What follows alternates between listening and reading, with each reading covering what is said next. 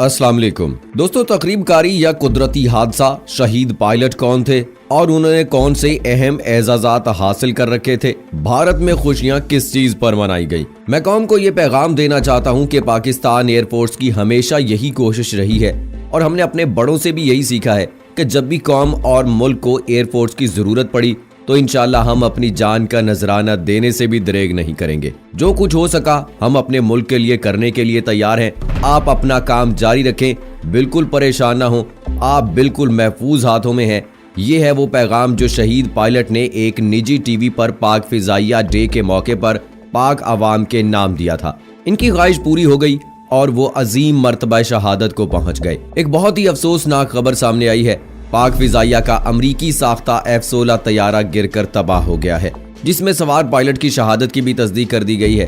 पाक फिजाइया के तैयारा गिरने की खबर पर पड़ोसी मुल्क भारत के मन में लड्डू फूट पड़े हैं, जबकि पाक फिजाइया ने वाक़े की तहकीकात के लिए हंगामी तौर पर एक आला सतही तहकीकाती कमेटी कायम कर दी है, जो इस सारे वाक़े की इंक्वायरी करके अपनी रिपोर्ट पेश करेगी। तो आज की वीडियो में इसी हवाले से आपसे बात करेंगे कि वो कौन से पायलट हैं और वो तैयारा कहां गिरकर तबाह हुआ है और भारत में आखिर इस पे खुशियां क्यों मनाई जा रही हैं। दोस्तों, पाकिस्तानी फिजाइया के शाहीनों की काबिलियत और इस्तेदाद कार पर दुश्मन को भी कोई शक नहीं है, लेकिन जब अमरे इलाही हो जाए तो कुछ भी हो सकता है। आज जब इस्लामाबाद से यह खबर सामने आई कि पाक फिजाइया का जदीद तरीन तैयारा 23 मार्च की तकरीब के लिए रिहर्सल करते हुए जमीन पर गिरकर तबाह हो गया, जिसमें सवार पाकिस्तानी पायलट भी शहीद हो गए हैं, तो इसके बाद बहुत अहम सवालात ज़हन में उभरते हैं कि आखिर जिन तैयारों को अपने से जदीद और ताकतवर दुश्मन भी नहीं गिरा सका, वो कैसे गिर गया।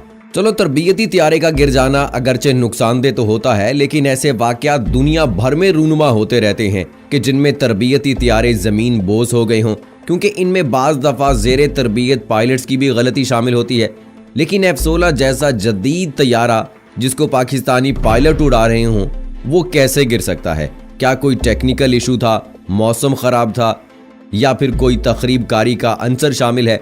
अब सारी सूरत हाल का इल्म तो इंक्वायरी रिपोर्ट के आने के बाद ही पता चलेगा, लेकिन इस वाक़े को पड़ोसी मुल्क भारत में काफ़ी कवरेज मिली है, क्योंकि भारतीय मीडिया और अवाम पिछले साल फरवरी में पाक फिजाइया की तरफ से मिलने वाले सरप्राइज को नहीं भूले हैं। जियो न्यूज़ के मुताबिक तैयारा मशहूर चांद तारा चौक के करीब जंगल में गिरकर तबाह हुआ, जिसके बाद तैयारे में आग लग गई और जाए हादसा से धुएं के बादल उठते हुए देखे गए। तैयारा जिस मकाम पर गिरा, इसके पीछे Pakistan sports board employee colony भी वाक़ है। तर्जुमान पाक फिजाइया की जानिब से हादसे की तस्दीक कर दी गई है और बताया गया है कि F-16 तैयारा 23 मार्च यौम पाकिस्तान परेड के लिए रिहर्सल कर रहा था कि इस दौरान शक्करपुड़िया के करीब गिरकर तबाह हो गया। पाक फिजाइया के जराये के मुताबिक तैयारे को विंग कमांडर नोमान अकरम उड़ा रहे थे और वो भी इस हादसे में शहीद हो गए हैं। तैयारा 23 मार्च परेड की रिहर्सल कर रहा था। इस हादसे में शहीद होने वाले पाक धरती के सपूत विंग कमांडर नोमान अकरम शेर अफगन ट्रॉफी इंट्रा स्क्वाड्रन असलहा साजी मुकाबले 2019 के लिए बेहतरीन मार्क्समैन के फाते थे। इस अंदोहनाक वाक़े के बाद पुलिस और सिक्योरिटी फोर्सेस फौरी तौर पर जाए वकूआ पर पहुंच गईं और इलाके को घेरे में ले लिया। इमदादी कार्रवाइयों का आगाज कर दिया गया है, जबकि पाक फिजाइया ने हादसे की तहकीकात का आगाज भी कर दिया है। तो दोस्तों, इस हादसे के बाद यकीनी तौर पर पाक अवाम जो है, पाकिस्तानी फौज जो है, वो काफ़ी सदमे में है, चूँकि एक आला और बहुत ही आला पाए का जो है वो पायलट इस दुनिया से चला गया है। और जाहिर सी बात है, दुख और अफसोस तो होता है कि जब एक पाक जवान जो है अपनी धरती पर कुर्बान होता है, वो एक आला मर्तबे पे तो फाइज हो जाता है, लेकिन यकीनी तौर पर दुश्मन को खुशी इस बात से होती है। और जैसा कि हमने देखा कि इस जहाज के हादसे के बाद जो है वो भारत के तमाम मीडिया चैनल्स पर इस खबर को बहुत ज़्यादा कवरेज दी जा रही है, जो इस बात की दलील है कि दुश्मन कितना खुश नज़र आता है। लेकिन इसके पीछे एक और बात भी है दोस्तों, वो ये कि जिस तरह से 27 फरवरी का हादसा जो है वो भारत के साथ हुआ था, उनके पायलट अभिनंदन को गिरफ्तार किया गया था और उनका जहाज जो है वो क्रैश हो गया था। यकीनी तौर पर वो अपने उस दुख को, पाकिस्तान के उस सरप्राइज को भूल नहीं सके हैं, इसीलिए वो पाकिस्तान के इस हादसे पर खुशियां मनाते नजर आते हैं। लेकिन उनको ये बात नहीं भूलनी चाहिए कि पाकिस्तान के साथ जो है वो चंद एक वाकयात ऐसे पेश आए हैं। लेकिन अगर भारत की बात करें तो भारत में आए रोज इस तरह के वाकयात रूनुमा होते रहते हैं।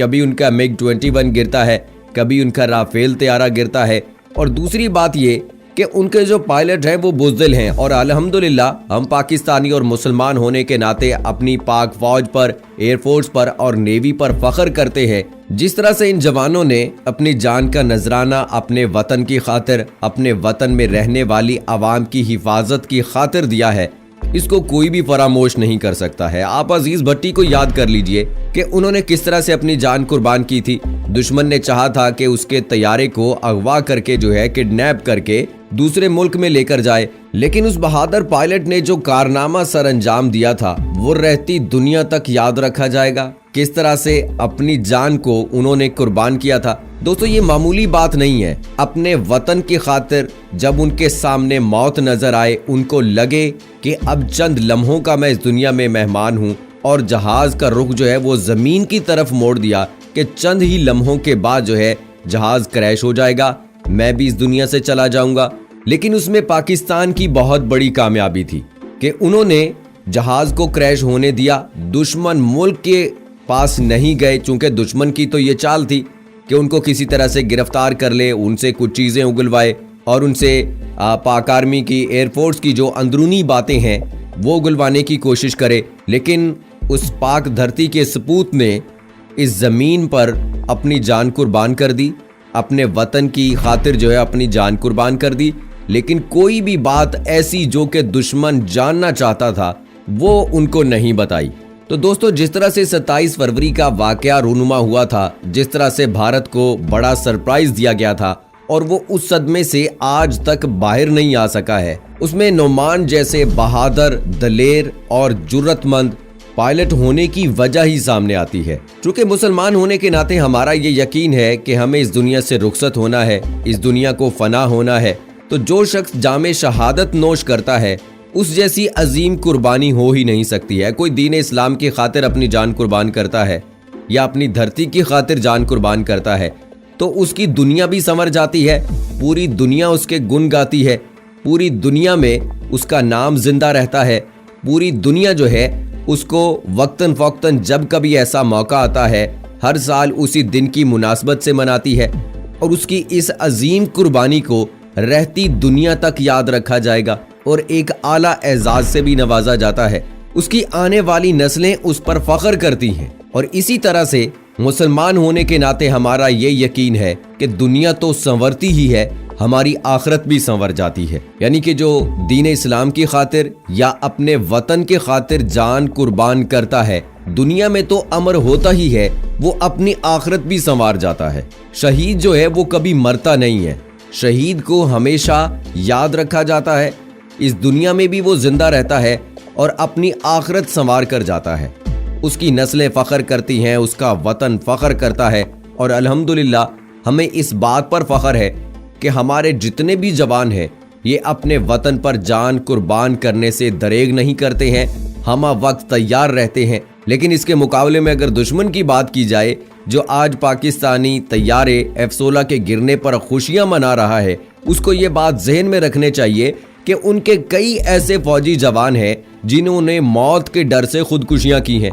अब खुदकुशी वो एक हराम मौत तो है, लेकिन वो हमारा यकीन है, उनका नहीं है। उनको ये लगता है कि जान बच गई है भाई, उस बुरी मौत से, जहाज के गिरने से, जिस्म जलने से बच गया है। हालांकि उनका तो यकीन इस बात पे है कि मरने के बाद उनके जिस्म को आग ही लगाई जाती है, उनको जलाया ही जाता है।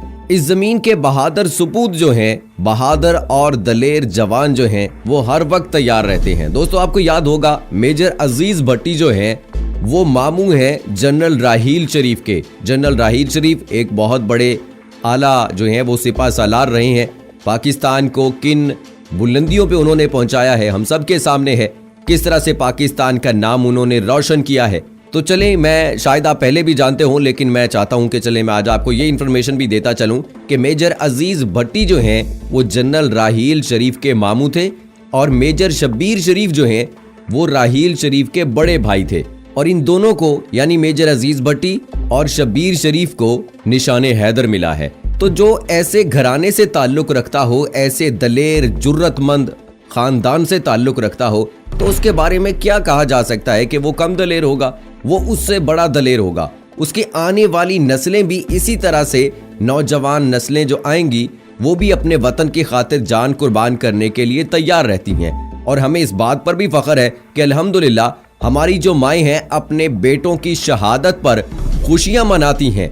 गम से निढाल तो होती ही हैं, अपने बेटे के जाने का गम तो होता ही है, लेकिन उसके बावजूद उनकी आंखों में आंसू तक नहीं आते और वो अल्लाह का शुक्र अदा करती हैं कि ऐ अल्लाह, जो तूने औलाद दी थी हमें, जो नेमत तूने दी थी हमें, आज तेरी ही धरती पर कुर्बान करके वो कर्ज हमने उतार दिया है। और हम पर जो कर्ज है, हम नौजवानों पर जो कर्ज है, हम भी अपनी धरती पर जान कुर्बान करके वो कर्ज उतारने में कामयाब हो जाते हैं। लेकिन अगर सरहद पार की बात की जाए, जो आज शादियाने बजा रहे हैं, उनकी बात की जाए, उनकी माओं के इंटरव्यू उठा के देख लीजिए, वो इस बात पर मातम करती नजर आती हैं कि हमारे बच्चों की केयर नहीं की जाती, हमारे बच्चों को सहूलियात फराहम नहीं की जाती, और वो इस डर से अपने बच्चों को आर्मी में भेजने के लिए तैयार ही नहीं होती हैं। तो अल्हम्दुलिल्लाह हमें पाकिस्तानी होने पे फख्र है, हमें मुसलमान होने पे फख्र है और होगा भी।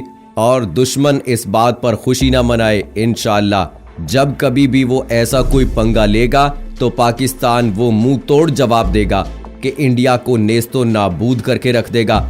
उसकी आने वाली पुश्तें याद रखेंगी और इंडिया में जो इस वक्त घंटियां बजती हैं मंदिरों में, वो घंटियां बजना बंद हो जाएंगी। और आज जो नरेंद्र मोदी भारत में रहने वाले मुसलमानों पर जुल्म सितम कर रहा है, वो हमेशा के लिए खत्म हो जाएगा और इंशाअल्लाह नाम रहेगा जिंदा तो इस्लाम का रहेगा। इस्लाम जिंदाबाद, पाकिस्तान जिंदाबाद। दोस्तों कमेंट बॉक्स में आप भी पाकिस्तान के लिए हाथ उठाकर दुआ कीजिए कि अल्लाह पाकिस्तान को रहती दुनिया तक चमकता दमकता रखे और हमारे सर फख्र से ऐसे ही बुलंद रखे। आमीन सुम्मा आमीन। दोस्तों अगली वीडियो तक मुझे इजाजत दीजिएगा। फी अमानिल्लाह।